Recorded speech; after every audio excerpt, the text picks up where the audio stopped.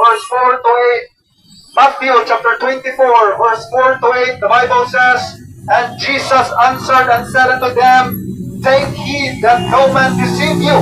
For many shall come in my name, saying, I am Christ, and shall deceive many. And ye shall hear of wars and rumors of wars. See that ye be not troubled, for all these things must come to pass, but the end is not yet.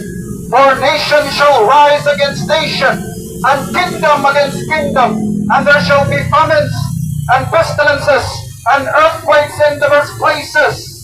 These are the beginning of sorrows." Higala ningo ng Biblia sa Matthew chapter 24, verse 4 to 8. Nangutana ang disipulo kang Kristo Jesus o mingon ngadto kaniya higala. Ingon ang mga disipulo, Ginoong Kristo, unsay timailhan sa imong pag-anhi?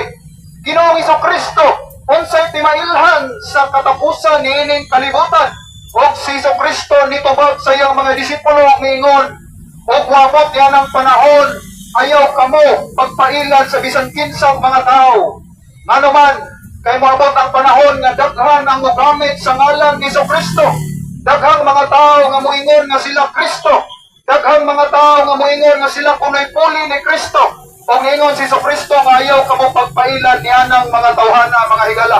Kay ngano man, sa dili pa mobalik ang atong Ginoong Kristo, nagsigatuman na ang gisuwat sa balaang Biblia higala ang propesiya nga inagbalik sa itong Ginoong Kristo, mga higala, magsingabot na ingunana nga daghang mogamit sa ngalan sa atong Ginoong Kristo ug mapagkarong ingon nga sila kuno mo'y puli ni Kristo.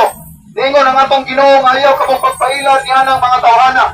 O sa ulahing mga adlaw, mga higala, makadungog kitag mga hunghungihong sa mga gubat sa nasod, batok nasod, o gingharian, batok gingharian, mga higala, o mga hisabot sad, o maabot sad ang mga kagutom, ang mga kasakit, o maabot ang mga linong sa tansang mga dapit, higala.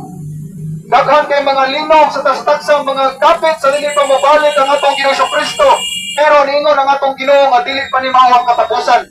Nagsukot pa lamang kini, mga higala. Mauna ang among iwali diri kaninyo ang mayong balita nga unta higala makabaton kamo sa kaibalo sa kaluwasan sa kalag. Because the Bible says, "Who will love all men to be saved and come unto the knowledge of the truth."